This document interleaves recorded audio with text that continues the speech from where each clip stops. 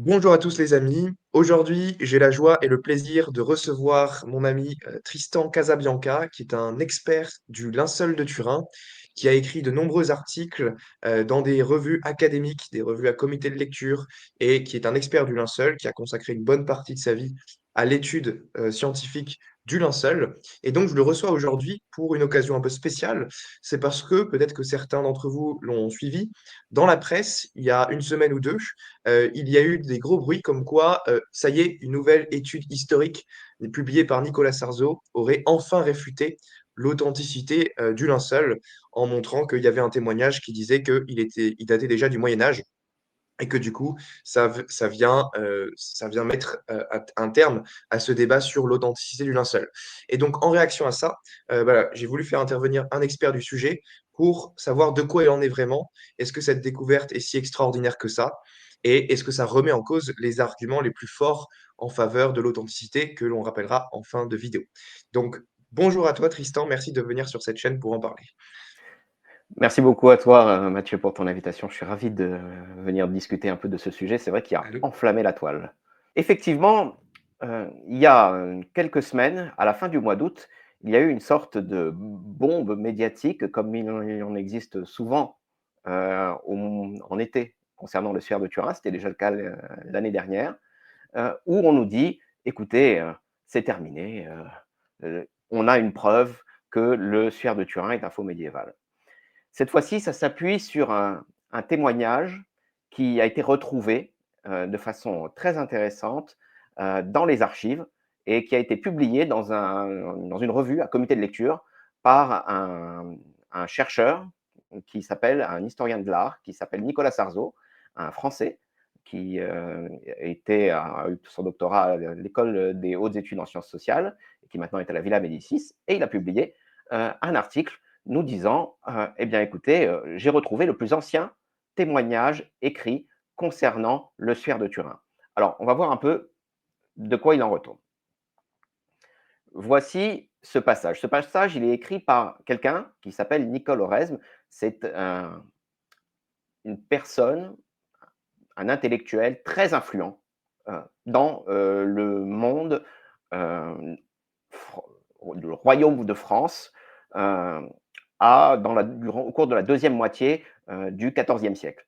Il est le conseiller du roi Charles V et il va, grâce à Charles V, euh, avoir une ascension vraiment importante, particulièrement dans les années 1370-1382. Il meurt en 1382. Il va être ordonné évêque en 1377, juste avant le grand schisme. Et voilà ce qu'on trouve dans un de ses écrits. Il nous dit je n'ai pas besoin de croire quelqu'un qui prétend quelqu'un a fait tel miracle pour moi, car beaucoup d'ecclésiastiques trompent ainsi les autres afin d'obtenir des offrandes pour leurs églises. Le passage intéressant est ici. C'est clairement le cas d'une église en Champagne où l'on a dit qu'il y avait le sudarium, le suaire, donc, du Seigneur Jésus-Christ et du nombre presque infini de ceux qui ont forgé de telles choses et d'autres. Alors là, on se dit, fantastique, on a un intellectuel de premier plan qui nous parle pour la première fois avant 1389, le premier témoignage dont nous disposions d'un suaire en Champagne, manifestement en accolant à côté de lui le mot fraude. Là, on a peut-être une preuve que le suaire de Turin est bien un faux médiéval créé aux alentours des années 1350, vers 1355. Alors, on va voir tout de suite que c'est beaucoup plus compliqué que ça. Beaucoup plus compliqué que ça parce que, oui, on a eu des titres comme un article qui a fait plusieurs millions de vues qui nous dit, sur Euronews, qui nous dit, là, on a vraiment une preuve irréfutable. Et moi, je me permets d'ajouter tout de suite un point d'interrogation. Parce que irréfutable, non, pas vraiment. Pas vraiment, pourquoi? Parce qu'on a donc quelque chose qui va dans le sens du premier témoignage écrit dont nous disposions, qui est un brouillon du mémoire que l'évêque Pierre d'Arcy aurait adressé au pape Clément VII fin 1389-1390, dans lequel il prenait position contre on va dire, l'authenticité. Il disait qu'il y avait un faux et que le faussaire avait même été identifié dans les années 1350 par son évêque qui était son prédécesseur, qui s'appelait Henri de Poitiers. Et donc, on a quelque chose qui va dans ce sens-là. On a aussi, de façon incidente, une confirmation de l'existence des pèlerinages avant 1389, c'est-à-dire que si Oresme mentionne le suaire de Turin, euh, on a manifestement un objet qui est connu. Et donc, on a cette dévotion qui aurait attiré les foules, comme le mentionne d'ailleurs Pierre Darcy dans ce qu'on appelle son mémoire, son mémorandum. Donc, on a quelque chose qui accrédite, a priori, le témoignage de Pierre Darcy. Le problème, c'est que on a le passage d'Oresme, il est très vague. Parce que on a, contrairement au mémorandum de Pierre Darcy, on n'a pas de date, on n'a pas de diocèse, on n'a pas de nom d'évêque, et évidemment, on n'a pas de nom d'artiste et on n'a pas de technique. Donc, tout de suite, on se dit, quel est le véritable apport de ce passage par rapport à notre connaissance du suaire de Turin? Alors, au-delà j'allais dire, de la titraille médiatique, c'est toujours comme ça, hein, de toute façon, dès qu'on parle du suaire de Turin, on a des gros titres médiatiques. Les experts, eux, se sont montrés beaucoup plus prudents, voire même réticents.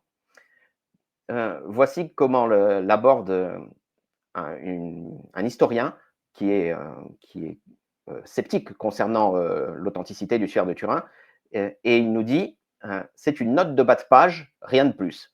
Donc on passe de la preuve irréfutable, vantée par pas mal de sites médiatiques, à une approche de la part des historiens, y compris, disons, très réticents, voire opposés à l'authenticité, une approche beaucoup plus prudente. Pourquoi? Parce que avec Oresme, il n'a jamais vu le suaire de Turin, on va être clair. Hein. Il l'a jamais vu. Il l'a vu peut-être en représentation. Il a peut-être eu accès à un procès verbal, on ne sait pas. Mais ça va absolument pas bouleverser notre connaissance physico-chimique dont on dispose, de l'objet. Parce que manifestement, il ne l'a jamais vu. Il l'a encore moins étudié. Et évidemment, comme personne à l'époque, il a approché, il a utilisé un microscope. Donc, tout de suite, on a un problème. On a un problème aussi parce que ça va dans le sens de l'a priori philosophique d'Oresme. Oresme figure donc, comme je le disais, intellectuelle très importante, mais on pourrait dire, il fait partie de cette première vague de scepticisme que l'on voit émerger au XIVe siècle. Il est très influencé aussi par le nominalisme, hein, qui est en plein essor après la diffusion des idées, notamment de Guillaume d'Occam. Donc, il fait partie de ces disciples-là. Donc, on a vraiment quelque chose qui va dans le sens un témoignage qui va dans le sens de son idéologie. Et ça, c'est pas bon pour un historien. On préférerait avoir l'inverse. On préférerait avoir quelqu'un qui nous dit, écoutez, ça me fait pas plaisir, mais je suis bien obligé de l'admettre. Et en plus, alors moi, ce qui m'étonne, c'est que il nous parle d'un suaire qui est finalement assez obscur, et il nous parle pas du suaire qui attire beaucoup plus de monde, qui est beaucoup plus proche de lui, du suaire de Compiègne. Le suaire de Compiègne, il est dans l'Oise, il déclenche une forte dévotion, il est donc à une centaine de kilomètres de Paris, là où est Oresme, et manifestement, si j'avais dû comme ça parler d'un suaire, j'aurais plutôt parlé de celui de Compiègne. Mais Charles V, il est assez lié à Compiègne. Donc, peut-être qu'il y a eu une prudence. Et il ne nous parle pas non plus des reliques de la Sainte-Chapelle. Il aurait pu nous parler des reliques de la Sainte-Chapelle. Manifestement, il ne nous en parle pas. Et là aussi, Charles V, il est très en faveur des reliques de la Sainte-Chapelle. Donc, là, on a aussi, peut-être qu'on se dit que derrière, il y a des intérêts pratiques. Peut-être que la dévotion du suaire de Turin était commencée à devenir si forte qu'il fallait un peu la contrer. Donc, c'est pas si tout de suite, pour un historien, c'est pas quelque chose d'aussi net. En plus, on a, comme je le disais, évidemment, il l'a jamais vu, donc il est incapable avec ce témoignage très flou, de contredire notre connaissance physico-chimique de l'objet. C'est-à-dire qu'on a une image qui, dont les caractéristiques apparaissent de façon extrêmement visible quand, euh, quand elle est en négatif, donc elle a des caractéristiques de, on va dire, de négativité. L'image, elle est extrêmement superficielle, c'est-à-dire qu'elle fait, sur les fibres, elle fait 1/5 d'un millième de millimètre. Donc c'est évidemment quelque chose dont on ne pouvait pas avoir notion au Moyen Âge, mais que, et évidemment, qui reste, même à l'heure actuelle, totalement incompréhensible. Elle est tridimensionnelle, c'est-à-dire que on voit très bien que il y a des caractéristiques qui sont dès que pour les parties les plus convexes, par exemple, comme le nez, ça ressort beaucoup mieux. Et on voit qu'il y a, par exemple, pas d'image sous les traces de sang, c'est-à-dire que pas d'image sous les traces de sang, c'est totalement contraire à ce que ferait un faussaire. C'est-à-dire que le faussaire, d'abord, il ferait l'image et après, il mettrait les traces de sang. Ça paraîtrait évident. Et là, on n'a pas d'image sous les traces de sang. C'est incompréhensible.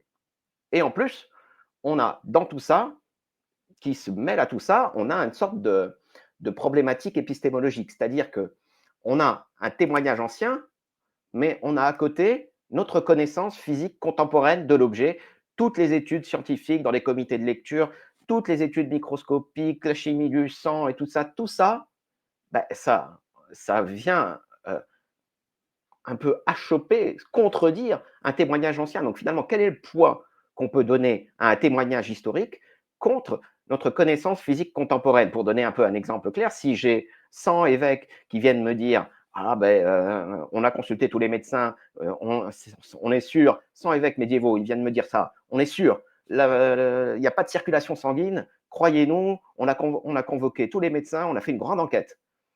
Comparé à notre connaissance du corps humain contemporain, je pense que là, manifestement, il vaut mieux ne pas les croire. Donc, et on est un peu dans cette situation-là avec ce témoignage-là, on est face à quelqu'un qui qui ne nous explique pas comment cette image a bien pu apparaître sur ce drap de lin aussi spécifique. Donc, et ça reste, c'est pour ça qu'on dit que le suaire de Turin est une énigme contemporaine. Cette petite citation que je me permets de mentionner dans une revue académique de littérature qui faisait le point un peu sur les recherches de sang et qui nous dit la science est toujours incapable d'expliquer comment l'image du corps sur le suaire de Turin s'est formée. Le fait qu'elle ne puisse être reproduite dans les conditions de laboratoire actuelles constitue en effet une énigme. Donc on a vraiment là un témoignage qu'il faut tout de suite relativiser d'un point de vue, en utilisant les critères historiques traditionnels et qui en même temps ne vient absolument pas nous aider pour comprendre notre connaissance physico-chimique de l'image. Donc Oui, alors finalement, juste quel là, est l'apport? certains athées pourraient objecter en disant, oui, la science est incapable d'expliquer comment ça s'est formé, donc c'est un dieu bouche-trou, on ne sait pas comment ça s'est fait, donc on dit que c'est surnaturel. Ici, moi, je répondrais que non seulement on ne sait pas, mais on sait que positivement, au Moyen Âge, il n'y avait pas la technique suffisante pour réaliser cette image, étant donné les constatations scientifiques que nous avons pu faire en 1978 et dans les années postérieures. Et donc, les fameuses raisons que tu t'apprêtes à lister, c'est bien ça. Oui, on peut reprendre un petit slide que l'on avait fait lors du débat de décembre dernier contre des athées, et auquel manifestement ils ont été bien incapables de répondre. C'est de dire finalement quelles sont les raisons, quels sont les arguments qui nous permettent de dire que le suaire de Turin ne peut pas être un faux du Moyen Âge. Eh ben, d'abord, comme je disais, c'est la superficialité de l'image. C'est-à-dire qu'on est sur une image qui est sur 1/5 d'un millième de millimètre. Je ne sais pas si on se rend bien compte de ce dont on parle. Et c'est pas quelque chose de. C'est une certitude physique que l'on a là. C'est 1/5 d'un millième de millimètre. Donc là, manifestement, il faut un laser pour reproduire cette image de façon aussi fine sur des fibres de lin. Et c'est bien tout le souci dès qu'on essaye de trouver une explication au Moyen Âge. On a une répartition du C14 qui confirme qu'on a un rayonnement qui a bien créé l'image, parce qu'en fait, on s'est aperçu en réanalysant les données C14 qu'il y avait un gradient, c'est-à-dire que plus on s'approchait du centre du lin dans le sens de la longueur, plus les datations carbone 14 rajeunissaient. Donc là, c'est assez incompréhensible si on parle d'un faux du Moyen Âge. On a ce que j'évoquais, la fameuse révolution qui a eu lieu en 1898, quand on a pris le premier négatif photographique de l'image, où on s'est aperçu que avec un négatif, on apercevait beaucoup mieux les détails, l'information tridimensionnelle. On a aussi, ce qui me semble important à mentionner, l'absence d'image sous le sang, comme je le disais. Donc c'est inconcevable pour un faussaire. Pourquoi un faussaire créerait une image avec un processus aussi complexe et de façon aussi correcte? Parce que quand on analyse d'un point de vue anatomique, et tous les médecins qui se sont penchés sur l'image ont bien vu qu'il y avait quelque chose d'anatomiquement tout à fait juste. Comment arriver à créer ça au Moyen Âge? Donc, et on a des traces de sang aussi qui vont rester rouges. Bon. Et ça l'a dû, on s'en est aperçu avec de la bilirubine exposée aux UV, donc au rayonnement solaire, pendant une période assez courte, 50 minutes, et on a finalement des traces de sang qui restent rouges. Et la bilirubine, qu'est-ce que c'est? C'est tout simplement ce qui est déclenché par euh, le stress intense, la souffrance. Donc là, manifestement, on a quelque chose qui est extrêmement inexplicable si l'on veut replacer ça dans le contexte du Moyen Âge. On a aussi, bien sûr, d'un point de vue iconographique, des images, enfin, des clous dans les poignets, on a de la nudité, on a une image frontale et dorsale. Il faut penser à ce que c'est qu'une image frontale et dorsale du Christ allongé. Ça ne s'est jamais vu. Ça ne s'est jamais vu. Pourquoi un faussaire ferait ça? Et d'ailleurs, ça va un peu se retourner contre lui, parce que quand Pierre Darcy, ou quand son prédécesseur Henri de Poitiers va probablement voir ça, la première chose qu'il va dire, c'est ça correspond absolument pas à ce qui a marqué dans les évangiles. On n'a pas dans les évangiles, on nous parle d'un drap blanc, enfin quelque chose d'immaculé, et là on a quelque chose où il y a plein de sang, on a une image frontale et dorsale, ça n'a aucun sens. Donc pourquoi un faussaire ferait ça alors que dans le même temps, il avait à sa disposition euh, euh, euh, tout simplement des draps grossiers dans lesquels qu'il pouvait refourguer très facilement en faisant un maximum d'argent. Là, ça ne cadre pas. C'était un grand artiste inconnu. On est face à un génie médiéval, immoral, inconnu, qui a échappé à tous les historiens de l'art. C'est en même temps, moi je serais Et qui historien de aurait dû, l'art. Ouais, et qui aurait dû faire subir à sa victime exactement les mêmes coups que la Passion du Christ, avec le fouet en double éventail, enfin, parce qu'on a les traces sur le oui, linceul de où sont les coups de fouet. Enfin, il oui, faudrait que ce faussaire soit effectivement, comme tu le disais, un sadique qui a voulu faire subir une passion atroce à quelqu'un, a pu à l'envelopper dans un linge. Et réussir à créer une image sur 0,2 micron, alors que normalement il faudrait un laser pour faire une image si fine, et puis faire ça en négatif photographique, ça n'a tout simplement aucun sens pour le Moyen Âge, parce qu'encore une fois, au Moyen Âge, aucune de ces techniques n'était disponible. oui, Voilà. Et puis c'est une convergence de faits.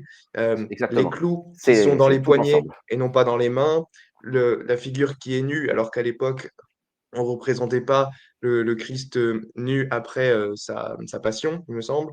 Donc voilà, c'est cette convergence de faits qui est très forte. Est-ce que tu veux rajouter quelque chose? Non, je pense que c'est le vrai défi actuellement, et je pense qu'il est maintenant, il est quand même largement reconnu, y compris de la part des, entre guillemets, des sceptiques, donc des opposants à l'authenticité. Comment on peut arriver à reproduire les caractéristiques principales de cette image-là? Et manifestement, il- personne n'y est arrivé. C'est très clair. Et non seulement personne n'y est arrivé, mais on n'arrive absolument pas à expliquer comment une image aussi particulière que celle-ci aurait pu émerger au cours de l'histoire de l'art. C'est incompréhensible. Il y aurait un faussaire en Champagne qu'aucun historien de l'art n'aurait identifié, qui serait capable de faire cette image. On aurait un Léonard de Vinci au milieu du XIVe siècle en Champagne, en pleine guerre de Cent Ans. Surtout que Léonard de Vinci, il travaille avec de la peinture, et là, on a pu prouver par Bien la sûr. science qu'il ne s'agit pas de la peinture. Donc, c'est- voilà. Et oui, il y a encore d'autres faits derrière. Il y avait une quinzaine de faits, non, ou 20 faits. Oui, oui, oui, Euh, il y en a beaucoup d'autres. C'est-à-dire qu'en plus, on a non seulement une impossibilité pour un faussaire médiéval, mais en plus, on a des preuves positives qui vont dans le sens d'un objet qui aurait enveloppé un individu dans l'Antiquité. C'est-à-dire qu'on a des pollens et des huiles qui ont été du Moyen-Orient et du monde juif qui ont été détectés, notamment en 2017 hein, par Marcia Boy, qui a fait une publication importante hein, dans une revue d'Oxford qui s'appelle Archéométrie. On a aussi alors là, de façon extrêmement surprenante, c'est pour moi une des publications les plus importantes qui a été faite au cours des 10 dernières années. En 2015, Gianni Barcaccia, dans un journal, un professeur donc spécialisé dans la recherche d'ADN ancien, notamment, il a publié dans une revue du groupe Nature une analyse de l'ADN qu'on pouvait trouver sur le suaire de Turin. Il a trouvé que 40% de l'ADN qu'il a pu détecter venait de personnes originaires du sous-continent indien. Chose Donc le totalement faussaire, incroyable. il aurait dû penser à mettre de l'ADN du continent indien, du sous-continent indien, au Oui, Moyen Âge, et à saupoudrer des pollens qu'on retrouve au Moyen-Orient sur le linceul. Enfin bref, c'est de la folie. exactement. Et en plus, on a des méthodes de datation alternatives qui viennent contredire de façon indépendante la fameuse datation au carbone 14, 1260, 1390. Donc, non seulement on a une impossibilité au Moyen Âge, mais en plus, on a des preuves positives qui commencent à s'accumuler de datation et directes et indirectes qui vont dans le sens d'un drap antique. Donc, manifestement, là, il y a un gros problème si on veut encore soutenir la thèse du faux au Moyen Âge. Oui, voilà. Donc, ce qu'on peut dire, c'est que pour faire le bilan, du point de vue épistémologique, on a des arguments historiques de témoignages de personnes qui n'ont pas vu le linceul et qui rapportent par oui-dire que le linceul aurait été fabriqué au Moyen Âge. Donc, c'est le cas de ce nouveau témoignage d'Oresme. Mais à côté de ça, ça ne répond absolument pas à toutes les données scientifiques que nous avons aujourd'hui et qu'il faut expliquer. Il suffit Oui. pas que les sceptiques ou que les athées pointent à ce témoignage d'Oresme, il faut qu'il propose un modèle alternatif pour pouvoir concevoir le linceul. Si on n'est pas capable de concevoir le linceul aujourd'hui, de le recréer, a fortiori au Moyen Âge, ça aurait été impossible. Parce qu'au Moyen Âge, il n'y avait pas l'accès au laser, il n'y avait pas l'accès à la connaissance du négatif, de la répartition du carbone 14 qui était différente, et bref, de tous les détails qu'on a listés. Donc là, je m'adresse aux athées. Si vous voulez être sérieux et un minimum crédible, proposer un modèle alternatif pour créer le linceul qui remplit toutes ces listes, ces critères que nous avons mentionnés ici. C'est ça le vrai débat. Alors, l'enjeu du débat, il est là, à mon avis. Oui, tout à fait. L'enjeu du débat, il est là, et je pense que de toute façon, on verra émerger au cours des prochaines années, de la prochaine décennie, de nouvelles révélations, de nouvelles méthodes de datation qui sont maintenant beaucoup plus acceptées. Je parle donc de datation non destructive en dehors du C14. Donc, on aura au cours des 10 prochaines années, même si nous n'avons pas de nouvel accès aux sphères de Turin, via des différentes sortes d'échantillons, on aura aussi accès à de nouvelles datations et à de nouvelles recherches, peut-être même des trouvailles historiques. Hein. Il ne faut pas dans les archives, hein, on n'est pas à l'abri, comme on l'a vu, hein, on n'est pas à l'abri d'une bonne surprise.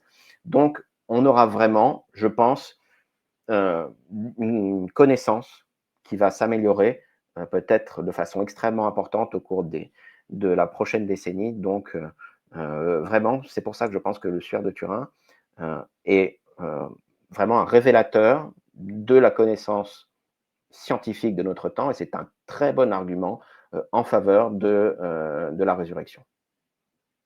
Très bien. Eh bien, merci beaucoup Tristan d'être venu parler de cela sur cette chaîne. Et puis nous aurons l'occasion de refaire une vidéo détaillée sur la question de la datation, parce qu'on sait tous que les sceptiques s'appuient quasiment exclusivement sur la datation en carbone 14 de 1988.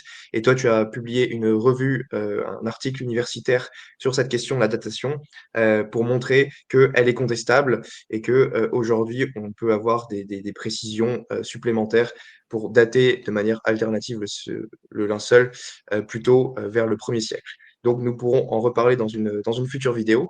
Et sur ce, merci d'avoir écouté et à bientôt, Tristan, pour une prochaine vidéo. Merci beaucoup à toi, Mathieu. À bientôt. Merci.